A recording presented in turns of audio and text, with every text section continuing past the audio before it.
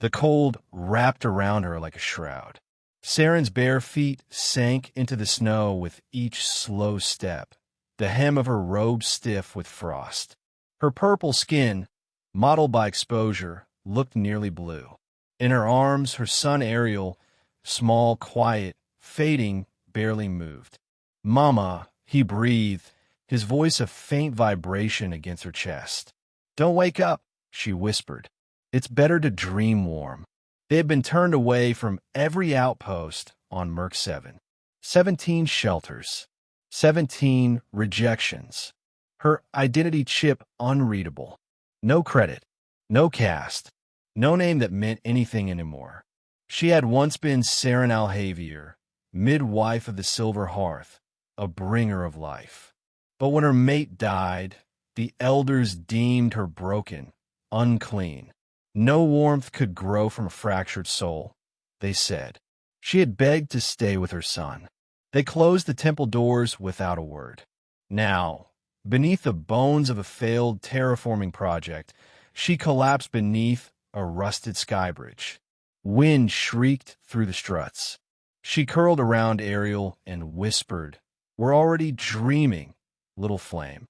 Then she closed her eyes. Reed spotted the flicker through the storm, movement where there should be none. Snow whipped into his faceplate as he ran. When he reached them, the woman was motionless, her skin ice cold. The boy, faintly glowing, still had a pulse. "Not like this," Reed muttered, yanking heat packs from his kit and tucking them between their bodies. He wrapped them in his coat and lifted them into his arms, both too light, too fragile. He knew that weight. Knew the cost of arriving too late. Not this time. He carried them back through the storm to his outpost, lungs burning, legs trembling. The hatch hissed shut behind him, warmth flooding the chamber. The boy he placed near the reactor in a heat cradle. The woman beside the main vent. Hours passed. The boy stirred first. Reed fed him sips of warm fluid, felt the faint return of color to his cheeks. "You're not scary," the boy whispered. "I'm just tired like you," Reed murmured. The woman didn't move until later, slowly, as if waking from death. When her eyes opened, she reached instinctively for her son. He was breathing, alive. She held him with desperate strength. Reed stood nearby, silent, holding a tin cup of warm broth. "You're safe," he said. "Both of you." She didn't speak, but she drank. Over time, trust became a rhythm. The boy Ariel spoke more. Reed answered his questions. They shared meals, thin root mash, and dried fruit softened with heat. Saren stitched her son's sleeping wrap with reclaimed cloth. Reed repaired circuits.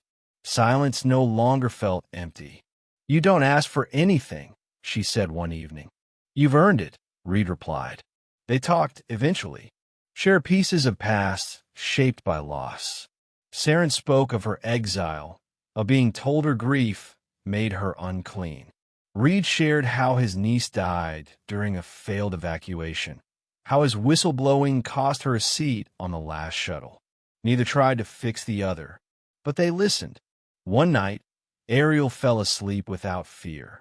Saren leaned against Reed's shoulder. For the first time since her exile, she let herself rest in someone else's warmth. Then came the signal, a short-range pulse from the relay tower. Not random, deliberate, a flare. "They might come," Reed said. "Scavengers. Corporate patrols." "Then we stop the signal," Saren said. He resisted. "It's dangerous." "I didn't ask if it was safe." They suited up and climbed into the storm. Ice slashed at them.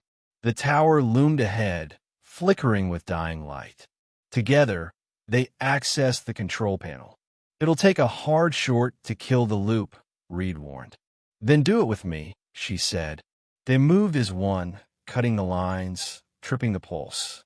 Sparks flared. The beacon died. Silence returned. The greenhouse dome grew stronger in the days that followed. Moss sprouted. The soil held. Ariel laughed now. Chasing a hover drone Reed had rewired. He stopped asking, "Is it safe?" and started asking about stars. Saren harvested pale, orange roots, her hands stained with soil. Reed worked beside her, grease-smudged, exhausted, content. "You've done this before," she said. "No," Reed replied. "I've only ever broken things. This is my first time trying to grow something." Later, Saren took out the old ceremonial cloth her son had first been swaddled in, now tattered, worn. "I carried shame in this," she said. "I want to make something new." She lit the hearth plate. The fabric curled into flame. Reed watched beside her. That night, Ariel fell asleep with his fingers curled around Reed's glove. Saren and Reed stayed by the fire. No words needed. "Do you think we ever stop carrying it?" Saren asked one evening. "No," Reed said, "but building something alive makes the weight worth it." She leaned into him. He didn't flinch. "You were the first person who didn't look at me like I was broken," she whispered. "You were just carrying too much alone." Spring didn't come to Merc 7 like Earth's. But the light change grew softer. The greenhouse shimmered. Vines pushed through frost. Ariel hummed as he played. His freckles glowed again. Saren hummed too, a wordless tune born not from ritual, but renewal. When a transport came, just a survey flyby, they stayed hidden. It didn't need saving. "This was a ruin," Saren said. "Now it's a home." Reed smiled. "Thank you for making it worth staying for." He leaned down. She met him halfway. A kiss. Not uncertain. Not new. Rooted.